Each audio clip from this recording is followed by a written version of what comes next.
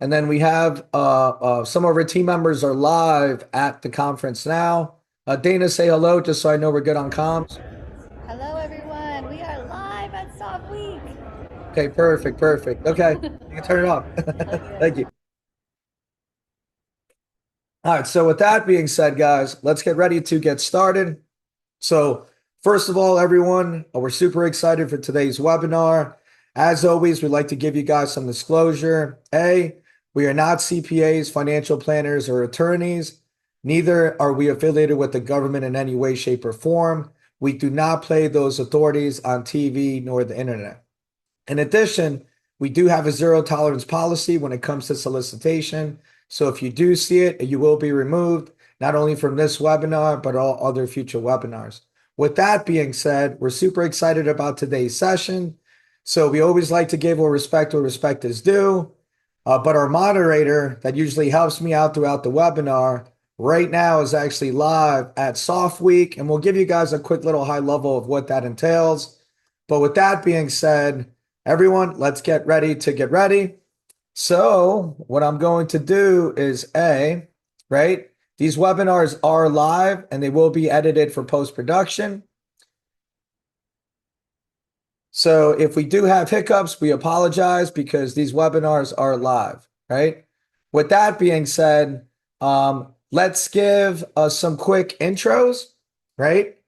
So on the call right now, there's basically four individuals outside of myself, which I'll go into our intro, right?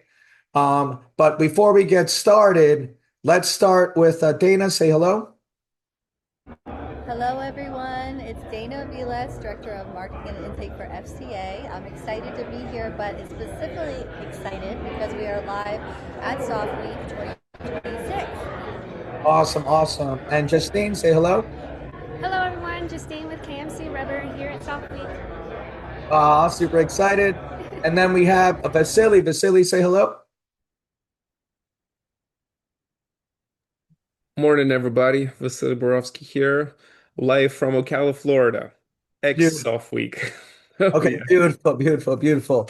And guys, there's a reason why I have both these two authorities on the call, and we'll transition right into that. So before we get started, I'll go right into our intro, then I'll make some quick intros, and then we'll transition. I'll show you guys some highlights, and then we'll go straight into the presentation, going over a recap of about 1,000 pages of the budget forecast for 2027. With that being said, let's get started. So first of all, everybody, I'd like to give everybody a quick disclosure. The content shared in today's session, including strategic analysis, defense budget interpretation, procurement intelligence, acquisition modeling, operational forecasting, and market positioning frameworks, is provided strictly for educational and informational purposes only. All examples, observations, budget references, and strategic interpretations discussed today are based on federal information officially from the Department of War budget documents as of today, as of soft week briefings and industry research and private briefings that we've had over the last week. Federal Contracting Advisors is not providing legal, financial, regulatory, or contracting advice. Participants are responsible for determining how any strategies, frameworks, or intelligence discussed today apply to their specific business circumstances. With that being said, let's get ready. So everyone, we're recapping Soft Week 2026, and this is the intelligence briefing, where 1.5 trillion in defense spending is going. Good afternoon, everyone. My name is Hugo Viles, Chairman, CEO, and co-founder of Federal Contracting Advisors, and a proud United States Marine Corps veteran. And today is not a webinar. This is an intelligence briefing. And the goal is simple. We are going to break down where the Department of War is actually moving 1.5 trillion in defense spending, and more importantly, how contractors can strategically position themselves before the majority of the market even realizes where the opportunity is forming. Because right now, most contractors are operating reactively. They wait for solicitations to hit SAM.gov. They chase posted contracts. And by the time they engage, the strategic positioning window has already closed. But what we're showing you today is something entirely different. We're going to show you how to think like the government before procurement happens. Because of Soft Week is not just another conference. It is where future defense acquisition priorities get signaled publicly, often 6 to 18 months before solicitations are released. And the signals out of SOF Week 2026 are extremely clear. The federal government is rapidly shifting toward the following: autonomous warfare, AI-enabled operation systems, contested logistics, industrial acceleration, integrated operational ecosystems, and large-scale modernization of the defense industrial base. This is not theoretical. The fiscal year for 2027 Department of War budget now stands at $1.5 trillion, the largest defense budget in American history. And more importantly, 52.2% of that budget is being directed toward investment through procurement and RDT&E, which I'll explain what that is later. That means the government is no longer studying capability. It is actively buying capability. Today, we're going to break down the following: where the 7 mega markets are forming, why AI and autonomous systems are reshaping acquisition strategy, how SOCOM's contractor-heavy operational model creates opportunity, why platform-centric procurement is replacing fragmented contracting, and the 5 moves every contractor must make before fiscal year 2027 awards begin. Because the future winners in federal contracting will not be the contractors who react the fastest, they will be the contractor who positions the earliest. Now, before we get started, I'm going to play 3 short little videos. One that's going to give you a quick little high level on who we are, and then the other 2 that are going to give you some insights as to SOF Week. And then from there, we'll transition into 2 live briefings that you'll get from 2 government contractors that are enterprise level contractors, which is Vasily and Justine, which will give you guys high level of what they saw firsthand at the conference. So before we get started, I'm going to play this video now.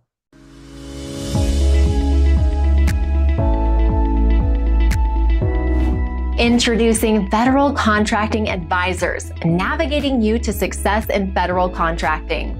In the intricate landscape of federal contracting, the complexities are many, but so are the opportunities. Success is not just about breaking through the maze, it's about mastering it. This is where Federal Contracting Advisors enters the picture.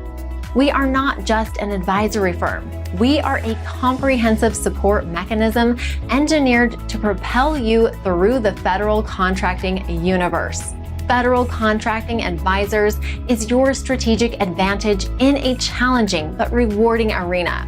With us, you gain access to unparalleled expertise, personalized strategies, and forward-looking insights. If you're truly invested in mastering the federal contracting sphere, then your search for the ideal partner ends here. Partnering with Federal Contracting Advisors is not just a decision, it's a vow for sustainable success.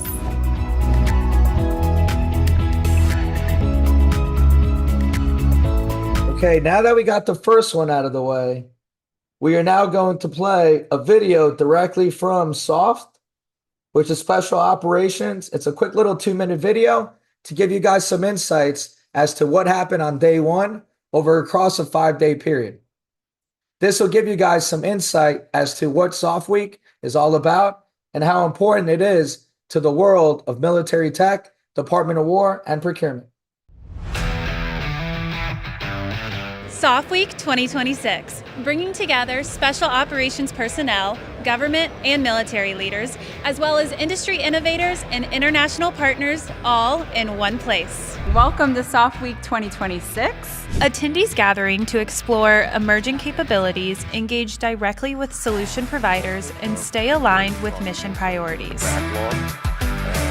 Day 1 brought insight into solutions for real-world problems, such as the SOF for Life Transition Seminar focused on tactical transition to civilian success. The SOF for Life Transition Guide provides a great compass and roadmap to how to approach transition, whether it's finding partners to help you the different aspects of financial readiness, or it's even how to capture and attack an event like this and develop your options for employment afterwards. I am in the Army National Guard and getting into entrepreneurship. Just wanted to make sure I'm thinking, setting up everyone for success. I'm hoping to hire veterans and maybe meet some people here today. Even though I'm just starting my career, I thought it would be important to attend today's session because I wanted to make sure I'm getting off on the right foot. There are programs out there that are mandatory that are great, but this is kind of the doctorate level program that goes beyond the things that we go through as a matter of course that are mandatory in the military. So this is really that next level, graduate level program that we're getting to take part in, and it's setting us up for success in the future. And as day gave way to night, the evening welcome reception got underway, highlighting the importance of SOF Week, connecting government and acquisition professionals with the industry partners that are here to better understand their real-world requirements and demonstrate solutions face-to-face. We support a lot of DoD clientele at US SOCOM, across the Army, Air Force. So getting connected with all of the DoD and GSOF community is a great opportunity while you're here this week. Awesome. So that's one video that gives you guys some insight as to the world of SOF Week that's happened across over the over the first day of a 5-day assignment, right? Now, I'm going to play a quick video of what happened yesterday, which was super awesome for all those that are Miltech operators that are about to see helicopter.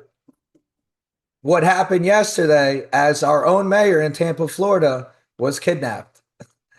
We'll take a look at this live so you can see this in real time.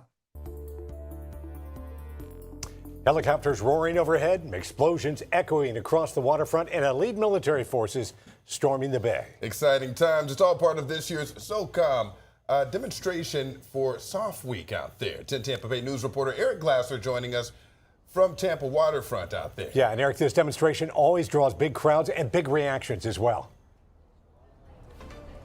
Yeah, you're absolutely right, Dave. And the whole reason, of course, that they have this here at the Tampa Convention Center each year is because of its proximity to SOCOM and CENTCOM over at MacDill Air Force Base. This demonstration, this joint capabilities demonstration, is for the military, but it's also for the public so that they can see what Special Ops Teams members do on a daily basis. Impressive technology and ability to communicate to meet those goals. It only took a few seconds to realize this was no ordinary afternoon along Tampa's waterfront. Those SOC cars are carrying Marine Special Operators known as Raiders. For nearly an hour, downtown Tampa was transformed into a simulated combat zone as Special Operations Forces from the U.S. and nearly a dozen partner nations staged this year's joint capability demonstration. This was 10 countries speaking 7 different languages, and they put this together, I would say, since the weekend or even sooner. This year's scenario featured the mock kidnapping of Tampa Mayor Jane Castor, followed by a dramatic rescue operation involving helicopters, military boats, drones, scuba teams, and armed tactical units.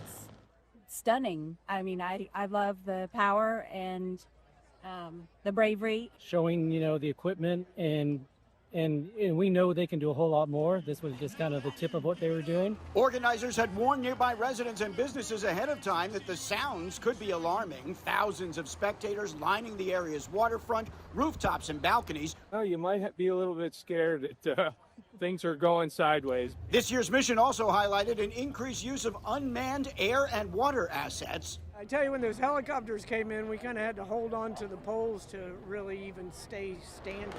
Tampa Mayor Jane Castor, playing the role of hostage in this year's scenario, says the demonstration gives the public a rare glimpse into the work that special operations teams perform around the world every day. To have that collaboration and to have that worldwide cooperation to ensure our world stays safe is pretty incredible, and the fact they're in our backyard is beyond amazing.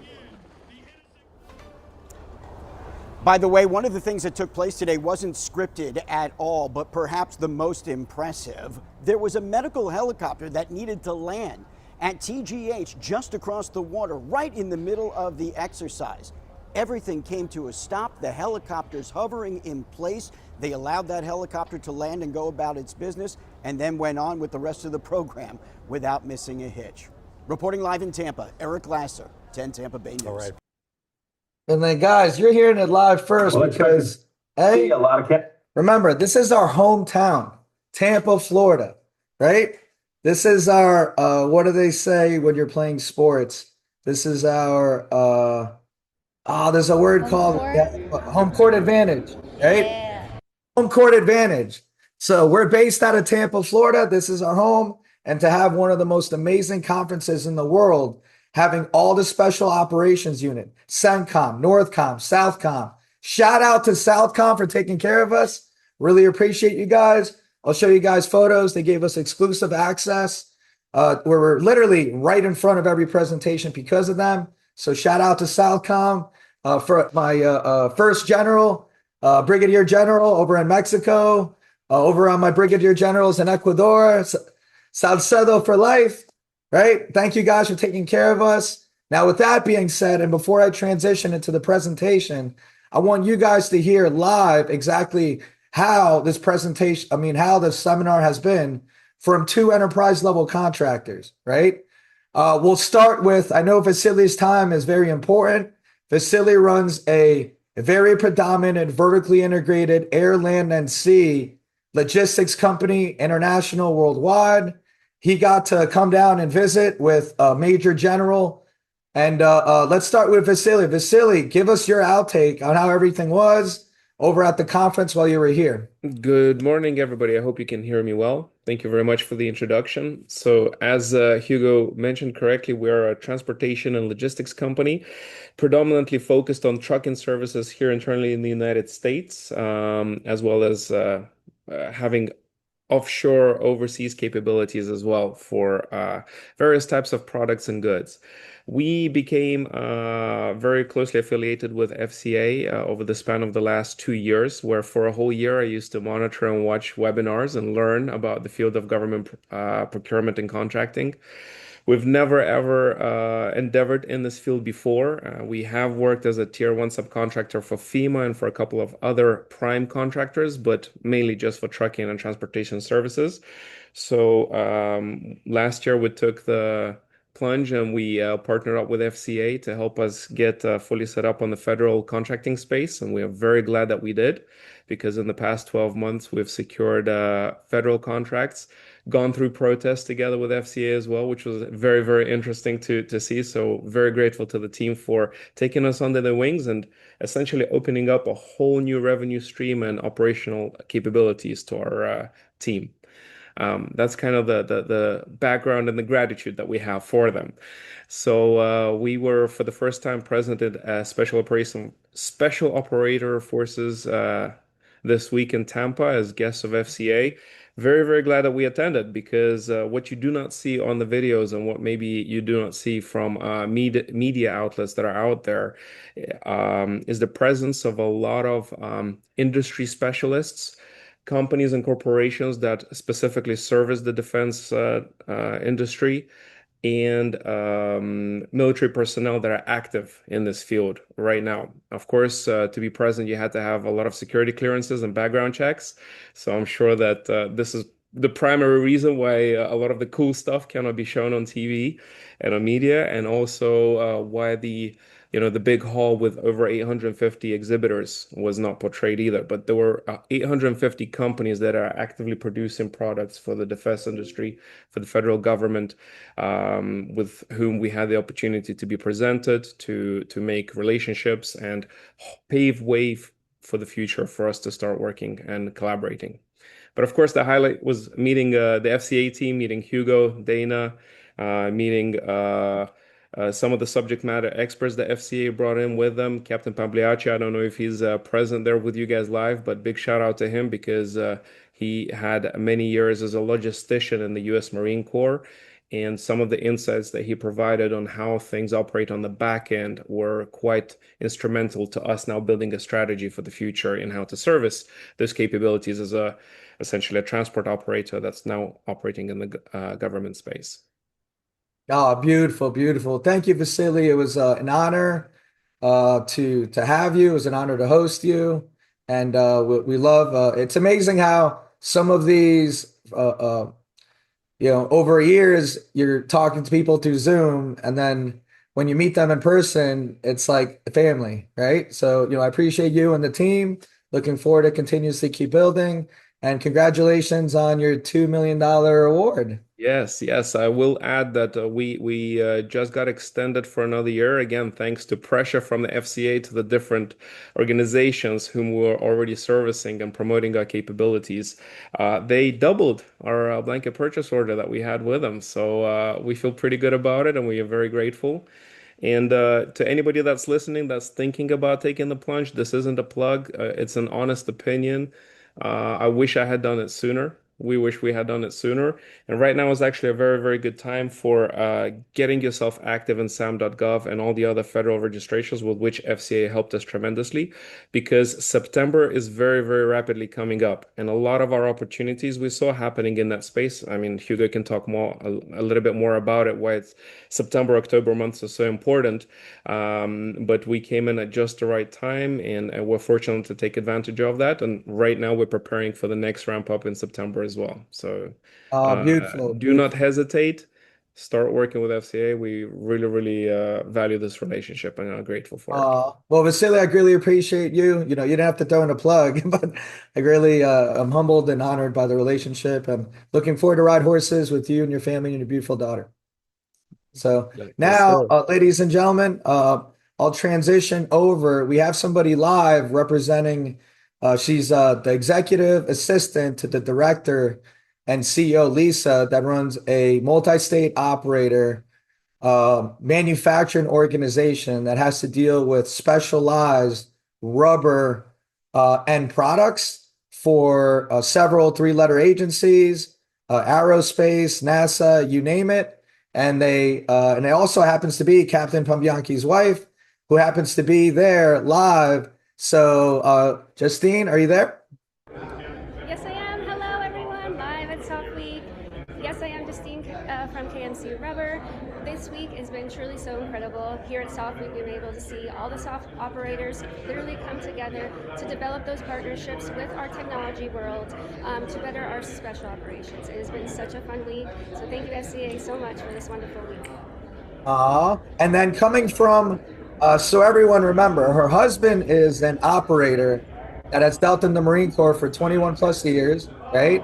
And they always say the hardest job of being a Marine is a Marine Corps wife, right? So let's give her a shout out, right? And then to see now transitioning and seeing the other side of the world of where your husband has been, what did that feel like as you got to actually feel all different special operators from all over the world? A totally different feel. Something that I've never really seen on a different aspect of it all. It really just, there's so much behind the scenes of different avenues of being a spouse, the family, the service members, and the special operations all coming together. So it's just been great to see how everyone truly works as a team to better our nation. Oh, that's beautiful. That's beautiful. Well, Justine, thank you very much for, for coming and joining us throughout the week and representing KMC Rubber. So with that being said, we appreciate and we're humbled by the friendship. Now, with that being said, everybody, let's get ready to get ready, right? So the reason why we're here is for the following, right? On one side, once again, I always tell everybody that our overnight success took 20 years, right? And we can constantly keep adding to the world that is procurement, right? So I wanted to give a couple shout outs. One of them is to the first star general, right? Over at Mexico, good buddy of mine. And then from there, outside of that, let's talk about what has happened over at SOF Week, right? So at SOF Week, I'd like to thank now has become a friend. I'd like to thank Vasily for the introduction. We have Major General Glenn Curtis. We've spent about 3 days with him, learning a significant amount of explicit and tacit knowledge in several domains. Through that, once again, I also like to thank Special Operations South, right? That was very instrumental into our relationship. As you can see here, among the 28,000 attendees attended this conference, guys, right? That's 28,000 attendees. Out of those attendees, we had exclusive VIP access, right? I don't want to brag, but as you can see here, it said international senior leaders, right? And then through that, that's myself, our team, that's Major General Vasily. There's Captain Pambianchi with his beautiful wife. I also like to thank IBM on the OLabs team. I can't really pitch IBM too much, right? Because I'm not supposed to, but just letting you know that, I'm a third generation IBM. My grandparents retired out from IBM. My father retired from IBM, and now I'm third generation. And it was so awesome to talk with young lads, right? And I call it geeking out, right? Because it's amazing when you can talk with other individuals that are guiding and leading the way, right? In addition, dealing with several special operators throughout the world, we got to hear Derek Anderson, the Honorable Derek Anderson, which is Assistant Secretary of War, in addition to several individuals speak to give you guys insights as to what exactly is happening in real time, right? So once again, guys, I'll put this on the chat so you guys can do your own homework, because I'm about to break down what nobody is talking about, as probably the 1% in the world has access to what I'm about to show you guys today, right? And that's about 1,000 pages that I've been able to data mine to be able to create the output for you guys to see exactly what's happening in real time, right?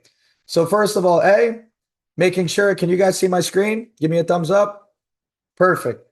So I created a 12-page briefing that I'm going to go through.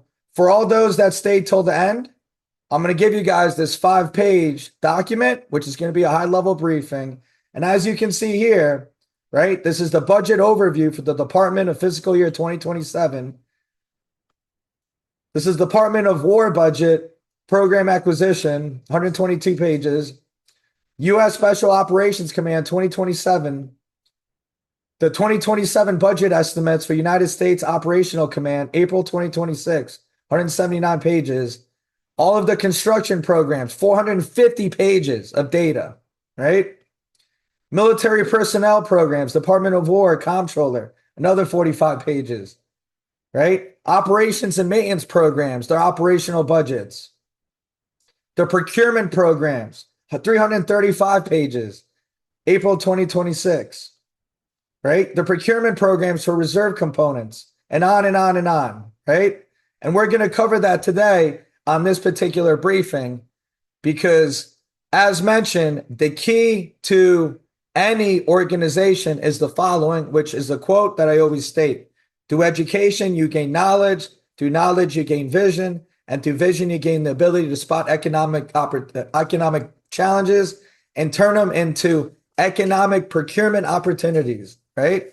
So through that, you need intel and you need boots on the ground, right? You're not going to get that from hiring any consultant. You're not going to get that from just trying to data mine online. You have to be boots on the ground at events like this, in which we have dedicated, our team has pretty much slept maybe 6 or 8 hours in a week, right? Vasily can testify, right?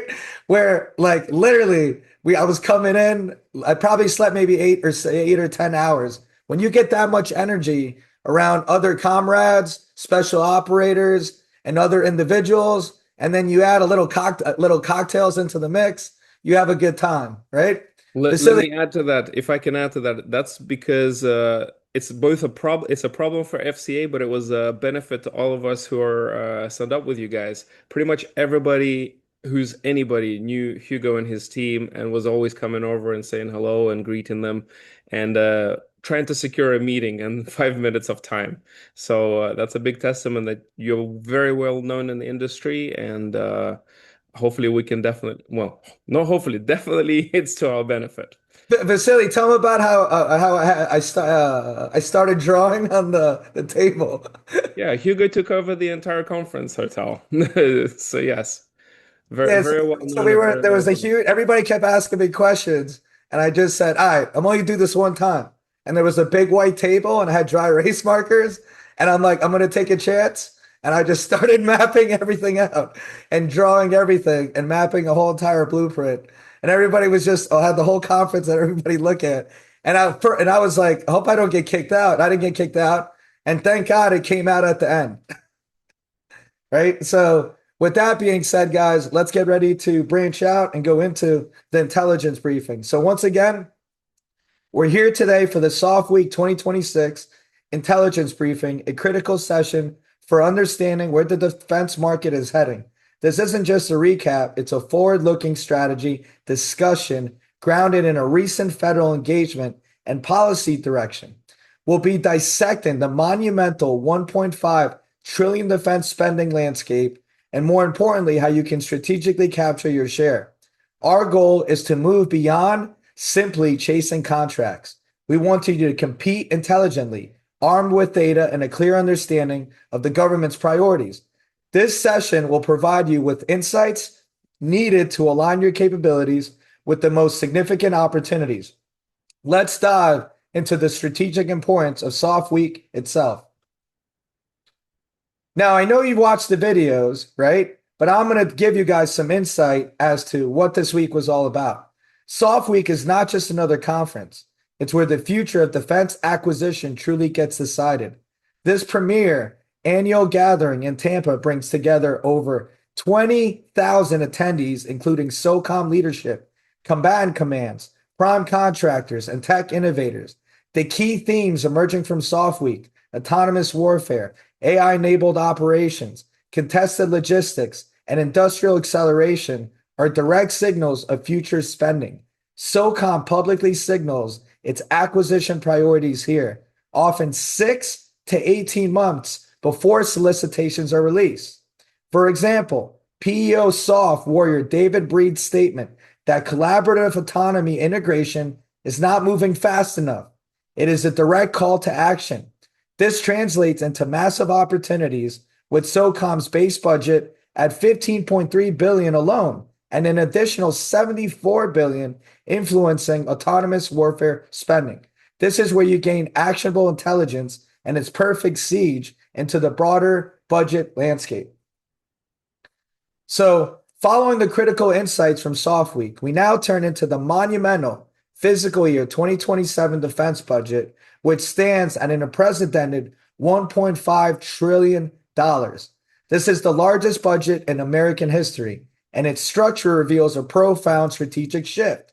A staggering 52.2% of this entire budget is allocated to investment, specifically procurement and research development, testing, and evaluation. This ratio is the highest since World War II, even surpassing the Reagan buildup's peak of 43.2%. This isn't just a number, it's a clear signal. The government is not just studying, it is actively buying. This focus on investment underscores a clear directive to rapidly acquire and deploy capabilities. This unprecedented investment ratio sets the stage for understanding the year-over-year growth we're witnessing across all appropriations. And as I like to say, my favorite quote, peace through strength. Now, let's look at the year-over-year growth. So building on this massive investment, we just discussed the year-over-year growth across every appropriation is truly historic. This isn't just incremental change, it's a surge in procurement. For instance, has nearly doubled, indicating an aggressive push to acquire new systems and equipment. Furthermore, revolving funds saw an astonishing 527% growth, largely driven by an $18 billion allocation to the National Defense Stockpile for critical minerals. This specific investment highlights a strategic imperative to secure supply chains and bolster the industrial base. The key insight here is undeniable. The government is mobilizing the industrial base at what can only be described as wartime speed. Once again, peace through strength. This rapid expansion across all budget lines directly informs where the money is going, which we'll explore on the next slide. So, given the unprecedented year-over-year growth, it's crucial to understand precisely where this $1.5 trillion is being directed. We've identified 7 mega markets or opportunity domains that are absorbing the bulk of this investment. Space and missile defense, for example, commands over $75 billion, encompassing programs like Golden Dome and Space Force. Autonomous systems and drones are seeing $74.2 billion, with the focus on collaborative autonomy and counter unmanned aerial systems, or UAS. Missiles and munitions are allocated at $70.5 billion for critical programs like PAC-3 and PRSM, also known as PRISM. Shipbuilding and maritime receives over $66 billion for platforms such as the Columbia SSBN. Crucially, critical minerals and the industrial base are getting over $48 billion, driven by the National Defense Stockpile facilities, and construction are at $31.3 billion. And AI and cyber are allocated over $20 billion. These domains represent the strategic priorities and the most significant opportunities for contractors. So let's pivot from the broader market to a specific high opportunity area. SOCOM's operations budgets, guys, right? This is special operations budget. This isn't just another budget line. It's a $10.6 billion market with a significant portion dedicated entirely to contractors. SOCOM's maintenance, a $1.4 billion segment, is 100% contractor executed, meaning zero military personnel are involved. Think about what I just said there, guys, right? Zero military personnel are involved. This creates a direct lane for small business, and it's growing. SOCOM is adding 186 new net contractor positions in fiscal year 2027, with SOC North alone adding 111 FTEs across intelligence, logistics, and planning. We're also seeing brand new programs like the SOF Autonomous Warfare Center at $50.6 million and Sonic Spear, AI, ML with $42.2 million and 28 new contractor FTEs. These are not just numbers. They represent specific funded opportunities for those who understand where to look. This focus on contractor-led operations within SOCOM's highlights a clear shift towards external expertise, which we'll see reflected in the broader weapons pipeline.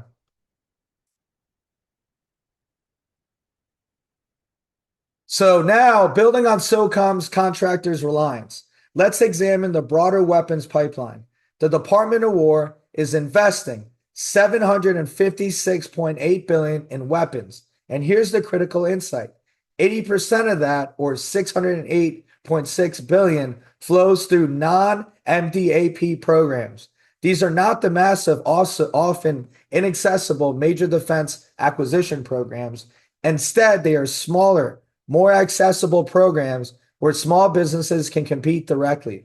This is where you find thousands of subcontracting opportunities. Remember, every major platform, from aircraft to ships, has a massive sustainment tail. This means ongoing needs for maintenance upgrades and support that often fall outside the prime contractor's scope. This creates a continuous demand for specialized services and components, offering a steady stream of work for agile small businesses. Understanding this distribution is key to identifying your entry points, and we'll explore that next. So now let's talk about specific entry lanes for small businesses, especially in light of the government's strategic redirection of funds. The Department of War cut $13 billion in advisory contracts, right? I'm sorry, McKinsey. I apologize. I'm sorry, Boston Consulting Group. I apologize, but they cut your budgets, right? So what does that mean? This means less money for consultants and more for those who build, maintain, and operate. We've identified 4 key lanes. First, operations and maintenance, a $430.8 billion market, includes facilities, sustainment, ship depot maintenance, and DISA IT modernization. Second, autonomous system support, a $74.2 billion market, covers everything from counter unmanned aerial systems, operations to software integration. Third, construction and infrastructure at $31.3 billion, offers opportunities in minor construction and skiff development. Finally, critical minerals and supply chain, a $48 billion market, focuses on industrial-based resilience. These are not just broad categories, they are specific funded areas where the government needs direct, tangible solutions. These lanes are a direct result of the new acquisition playbook, and we'll discuss that now. I'm going to take a quick little Celsius.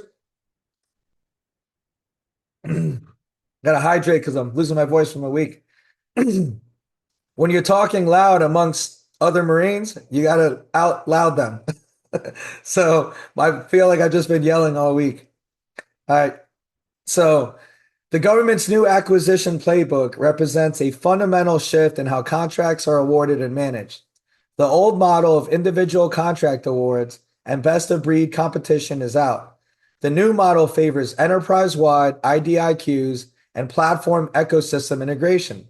We're seeing a move from TINA or TINA cost oversight to commercial item exemptions and a surge in OTAs, which are other transactional authorities, which grew from 1.8 billion guys in 2016 to over 18 billion in 2024. This means less focus on staff augmentation and advisory services and more on delivering measurable mission outcomes and operational capability. The 13 billion cut in management, consulting, and back office support underscores this. The message is clear. Stop selling advice and start delivering tangible capability to the builders, integrators, and operators. This new playbook demands a different approach from contractors, one focused on direct impact and measurable results. So let's look at the government's 1.5 trillion budget is set, and the window is positioning for fiscal year 2027. Production contracts is now. This framework outlines 5 critical moves every contractor must make to capitalize on this opportunity. First, map your NICS codes to growth domains like autonomous systems, cybersecurity, facilities, or logistics. This ensures your capabilities align with the government's strategic priorities. Second, identify and engage with key prime partners such as Lockheed, Northrop, and General Dynamics. These primes are under pressure to deliver, creating subcontracting opportunities. Third, CMMC certification is not negotiable, right? That is dealing with our national security. CMMC level 2 is now becoming the new standard and is the minimum for classified adjacent work. So get certified now, right? Those bottlenecks are long, especially with regards to audits from C3PAOs. Fourth, join OTA consortiums like SOFWorks, SOF, WERX, or DIU to access non-traditional awards and accelerate your market entry. Finally, target the logistics tail. Approximately 80% of life cycle spending occurs in maintenance, training parts, and support, representing a massive, often overlooked opportunity. These actions are not optional. They are essential for competing intelligently, right? So one of the things I'm going to do on the chat, guys, is I'm going to add SOFWorks, and I might do a whole presentation with their director, because this is an example of engaging through omnipresent channels to get in front of the right audience when you need them. I put it on the chat, right? Because I want to make sure you have that. Okay, next, right? Let's look at the opportunity timeline. Building on our strategic framework, let's look at how these actions align with the opportunity timeline from fiscal year 2026 to fiscal year 2028. Fiscal year 2026, our current year, is all about positioning and prototyping. This means aligning your NICS codes, joining OTA consortiums, building prime relationships, and achieving CMMC level 2. These are foundational steps. As we move into fiscal year 2027, the 1.5 trillion budget will flow to agencies, triggering major procurement contract awards and a surge in O&M funding. This is when subcontracting opportunities will peak, rewarding those who position themselves effectively in fiscal year 2026. Finally, fiscal year 2028 and beyond will see the sustainment and scaling phase. logistics tail contracts will expand, maintenance and facility support will grow, and iterative software and AI upgrades will become the standard. This timeline underscores the urgency of acting now to secure long-term mission support services. So now, as we go through our last slide, yes, you need to stop chasing contracts and learn to start competing intelligently. We've covered a lot of ground today, but the core message remains: stop chasing contracts blindly and start competing intelligently. The Federal Contracting Academy teaches you how to understand this, and we continuously keep telling you to try to be a student of the game, right? For example, you need to understand how the fiscal year 2027 budget is derived from detailed analysis of the Department of War budget request, including the $413.1 billion for procurement and $343.7 billion for RDT&E. We also scrutinize specific program data, like the U.S. SOCOM's fiscal year 2027 OP, 5, and MILCON to identify precise opportunities. This data-driven approach allows us to provide actionable intelligence. Remember, your goal should be to equip your team with the knowledge to navigate this complex market effectively, right? Now here, going through, as mentioned, one of the assets I'm going to provide you guys here is the SOF Week 2026 intelligence briefing, right? As we scroll down, you'll have an idea, and you need to understand of you have your macro and your micro, right? Look at it as a funnel. You need to understand what the macro size of the budget is, and then look at the micro of where that budget is actually being spent, right? You're lucky because you can take your own federal profiles, right? If you've been on our prior webinars, you know how to build a contractor resolution layer that then you can use with AI models. My recommendation would be Grok Business, right? Because Grok received the GSA contract, and then use that to run predictive models on how you can attack different areas and different domains and build different profit centers, right? I might do that as an example because we got time to do that using this document, right? Now in here, here's your execution playbook, right? I'm giving you guys this because I want you guys to succeed, right? So first, map out your next growth to the growth domains, right? You need to understand that especially during this end of year, fiscal year cycle that ends in September, right? In order for you to go after particular opportunities, that coding structure, whether it's NICS or PSC codes, have to match what's in your federal profiles. And you need to identify the chain of custody, right?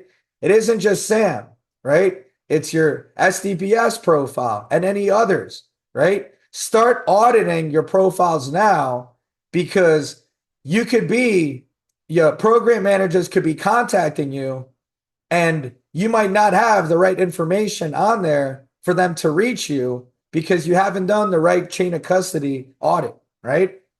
So right now, target the logistics tail, right? I'm happy Vasili's on the call right now because once again, approximately 80% of this entire, let's say, new a budget appropriation is on a weapon systems lifecycle, right? Do not try to build the drone. Position your firm to maintain it, store it, and what? Transport it or train the operators using it, right? A key to all this is you have all these new systems. I had meetings with one of the lead engineers of Anduril, right? For all those who aren't aware of who Anduril is, that is one of the top, let's say, new contractors that's eating up $1 billion. I think they're at $1 trillion of just acquisition projects. And then you have Anduril, which is more hardware, Palantir, which I did a presentation about Palantir with one of the directors of CENTCOM that is actually helping run Maven, which is a agentic AI system that integrates across all different orchestration around all different three-letter agencies to help deploy from end-to-end signal intelligence to kill action, right? I did that presentation about 2 weeks ago. So you need to understand that a lot of these systems need help onboarding, right? Because all of these program managers and all of these programs do not have the onboarding specialists, right? So this is the new norm where there's opportunity there for you to become a subject matter expert, because the bottleneck is there are no subject matter experts to help onboard these technologies, right? 3, identify your prime partners. The government is buying enterprise platforms, not fragmented solutions, right? So map your capabilities to the prime contractors winning the platforms. Palantir, Anduril, Lockheed Martin, RTX, General Dynamics, and picture yourself as a mission support integrator, right? Like, for all those that are just starting out, I basically am making you, if you don't make $1 million in 2027 becoming a mission support integrator, you're not in the right business. You need to get yourself out of contracting, because I'm literally giving you the insights of what you need to do to position yourself for success. The other is what? If you're not CMC certified now at level 1, with the right, not just going in and checking off the box saying that you're CMC level 1 certified, right? You need to actually be able to provide the all of the chain of custody, right? You need to be able to provide the workflows. You need to be able to check off all of the checkpoints, whether it's the 15 or 17 or 200 plus on level 2, right? When you perform that audit, you need to make sure that you have all of that validation for who's part of the scope of work that's touching FCI or UCI or CUI, right? And then join OTA consortiums, right? It isn't just about going on SAM. I just gave you guys a link on the chat, which is SoftWorks, right? Learn to join those consortiums, right? Whether it's SoftWorks, DIU, Naval IX, National Armaments Consortium, and Space Enterprise Consortiums, right?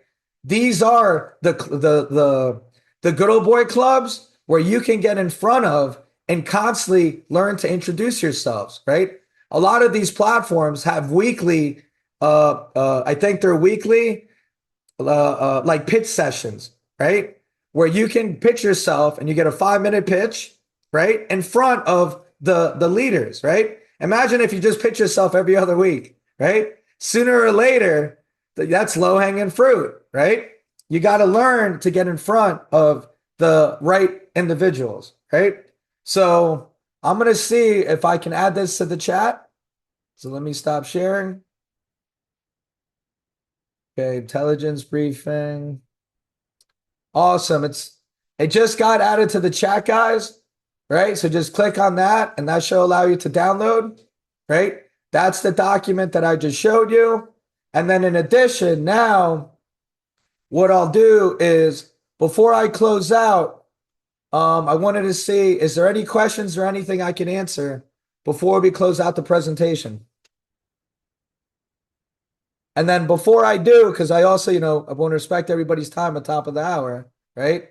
Vasily, since you're still on, and I wanted to respect Vasily's time. I didn't think he was on. He wanted to stay on. So I must have kept his attention. Is there anything you want to say before I close out and kind of bridge out from the presentation? Yeah, just final piece of advice to anybody who's on here. That's exactly as Hugo said. We're right now heavily engaged with his team in getting our CMMC compliance up to date. There are many caveats to it. It's, FCA makes it a straightforward process, but you do got to get it done, because if you're not CMMC compliant, this was clearly visible and identifiable at this conference and all the panels that we took part in.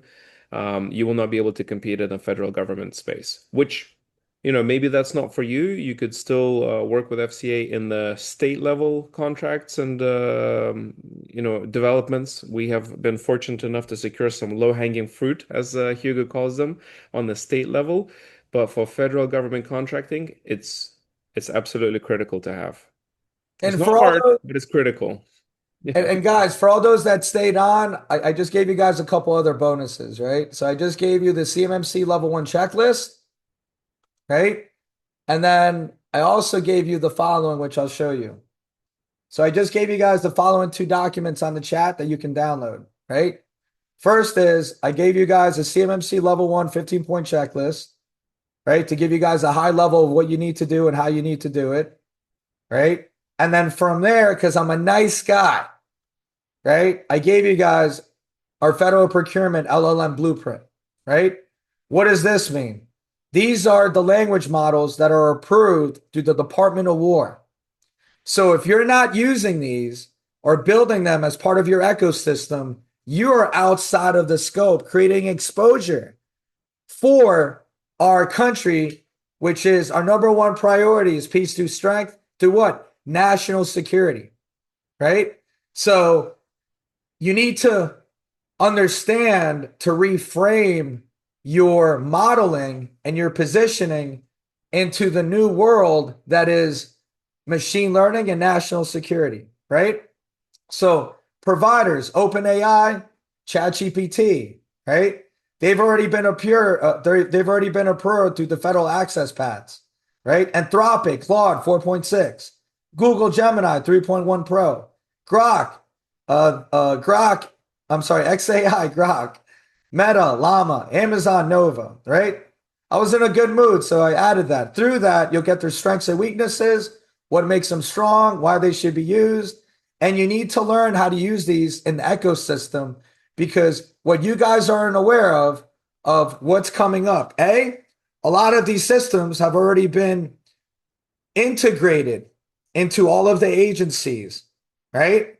From there, they are already starting to use them for quality assurance, right? For program management, for contract evaluation, for auditing, right? For CMMC auditing, and so on, right? So we're in a new era, so you need to adapt and overcome, which is one of the Marine Corps saying, as we always like to say, right? So with that being said, guys, I'll get ready to close out, right? Hold on, I just want to see if there's any other questions in here. So guys, I added all that on the chat for you to download. So it's just clicking on the button as PDF. You should be able to see it. Okay, Bill said, can you repost the first document link? Okay, I'll post all 3 documents again, guys, just in case. I did. He got it. Okay, Dana already did. Okay, thank you, Dana. Right? All right, so pretty much here, I don't see any questions. So outside of that, let me do the following. So, where is this? Okay. All right, so once again, guys, for all those that stayed, I greatly appreciate all of you. If you can do us a favor, we work really hard on putting these together. If you could leave us a 5-star review, we would greatly appreciate it. We're a real company, right? We're based out of Tampa and St. Pete, Florida. I think Dana just posted the link, right? I'll post it again just to be safe. But guys, we're really humbled. If you could leave us a 5-star review, we really work really hard on these. I lose my voice. Don't really have to do this, but we do this to help educate small businesses. So that way you guys can become enterprise level contractors, right? In addition, as I tell everybody, we're a real organization, right? Our goal is to become the Goldman Sachs of government contracting, right? Our ideal client has to be doing at least $10 million a year annually, right? In order to become one of our clients. That's why we're trying to help you do what you need to do by providing free education, right? In addition, there is a saying where we call it champagne problems. For all those that are in the procurement landscape, we have a strategic relationship with Federal Capital Group, right? Federal Capital Group is run by Captain Pambianchi. Captain Pambianchi, which just retired, he has access to an aggregator network of over $100 million. So for all those that are looking for capital and you're in procurement, right? You have to be doing at least $30,000 a month to qualify. And from there, we can set you up with several different procurement channels for funding with regards to the world of procurement. And then last but not least, we have our academy, right? So for all those that are interested in our academy, we have a dedicated program, right? I'll add it on the chat. If you're interested, please feel free to just message Dana. There's a video in there. That way you can watch that video. Let us know what you think. And in this video, you'll get some insight as to what entails, how everything is pivoting, and what you need to do to become a high-level contractor, right? We have several programs. We have a program which just allows you in the academy, and then we have a 3-month accelerator program, which I highly recommend you jump in now because we're only taking 10 clients going into the end of fiscal year, because this is the most we have to work, because end of fiscal year is going into September, right? So this is a 90-day program. And I highly recommend, if you're interested, tell Dana, hey, I'm interested. And then she'll see if you qualify so we can start moving forward, because we're getting ready to go into the end of the year. And then this is also an academy where you have over 100 videos of training, and we teach you how to do this on your own, right? So with that being said, we'll get ready to close out, right? We're super excited. Thank you very much for joining. And now, as we wrap up today, I want to bring everything back to one central idea. The federal market is entering a completely new operational phase. What we are witnessing right now is not incremental change. It is a wartime speed modernization cycle across the entire defense industrial base. And we showed today that the Department of War is aggressively investing in procurement and operational capability. AI-enabled systems and autonomous operations are becoming foundational. Platform-centric procurement is replacing fragmented acquisition models, and the government is rewarding contractors who can deliver measurable operational outcomes, not advisory slide decks, which means the market is no longer rewarding contractors who simply respond to opportunities. It is rewarding contractors who understand where the government is moving before the procurement cycle begins. So if you take one thing from today, let it be this: stop chasing contracts. Start positioning around capability ecosystems, position around logistics tails, position around sustainment, position around integration, position around operational support, and most importantly, position around where the government is investing long-term capital. Because the fiscal year for 2027 budget is not just a spending document. It is a roadmap for the next decade of federal acquisition strategy. And the contractors who understand how to interpret that roadmap early will have a massive competitive advantage heading into fiscal year 27 and beyond. Once again, my name is Hugo Velez, proud United States Marine Corps veteran. This is Federal Contracting Advisors. And today you saw where the defense market is actually moving. The contractors who dominate the next decade of the federal contracting will not be the ones reacting to SAM.gov. They will be the ones interpreting the budget before the market reacts. And as always, what I always like to say is a 1,000-mile journey begins with one single step. God bless, guys. We'll see you soon. Enjoy the rest of the week. And we'll see you guys. Don't forget to leave us a great review. God bless, and we'll see you soon.